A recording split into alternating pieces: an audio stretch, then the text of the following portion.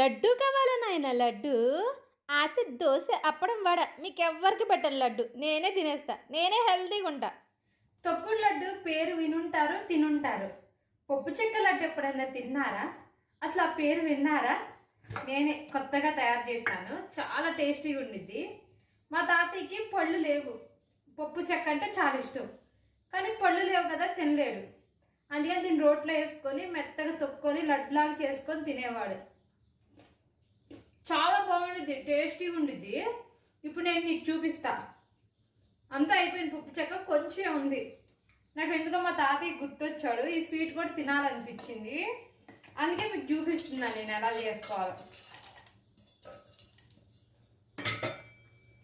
ఇలా పప్పు చెక్కని మిక్సీకి వేసేసుకొని దీన్ని మెత్తగా పొడి చేసుకోవాలి. పప్పు చెక్క పొడి రెడీ అయిపోయింది. మీ ఇంట్లో కూడా ఎవరైనా ముసలాళ్ళు ఉంటే ఇలా పప్పు చెక్కతో లడ్డు చేసి పెట్టండి. లడ్డూలు ఇష్టంగా తిని అలా యావదాసి తిని మీ పేరు రాసేస్తారు. అంత టేస్టీగా ఉండిద్ది లడ్డు. ఒక్కసారి చేసి పెట్టండి. దీన్ని ఒక బౌల్లో తీసి ఇదే మిక్సీ జార్లో కొంచెం వేయించిన మినప్పప్పు, సుండిపిండి సున్నుండలు చేసుకుంటామే ఆ మినప్పప్పు పోసుకొని ఇది కూడా మెత్తగా పొడి చేసుకొని ఈ పొడి ఆ పొడి కలిపేసుకొని నెయ్యి వేసుకొని లడ్డూలు చుట్టేసుకోవటమే. మన సుండిపిండి కూడా రెడీ అయిపోయింది. మన పప్పు చెక్క పొడి, సుండిపిండి పొడి, కొంచెమే నెయ్యి, ఒక 2 టేబుల్ స్పూన్ అంతే, అంతకంటే ఎక్కువ నెయ్యి వేసుకోకండి. ఈ లడ్డూకి కొలతలు మెజర్మెంట్స్ ఏమి ఉండవు. సుమారుగా పప్పు చెక్కకి ఒక గుప్పుడు మినప్పప్పు పోసుకొని అదే వేయించిన మినప్పప్పు కలిపేసుకొని లడ్డు చేసుకోవడమే.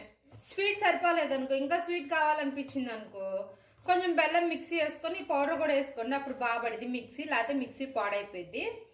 అలా వేసుకొని మళ్ళీ కలుపుకోండి. లడ్డు రాలేదనుకో ఇంకో స్పూన్ నెయ్యి వేసుకోండి. ఇంకా అట్లా వేసుకుంటా కలిపేసుకొని తినండి, టేస్టీగా ఉంటుంది. అస్సలు వదలలే లడ్డు. పళ్ళు లేని ముసలాళ్లే కాదు, పళ్ళున్న కుర్రాళ్ళకు కూడా ఈ లడ్డు బాగా నచ్చుతుంది. ప్లస్ బలం కూడా, హెల్దీ కూడా.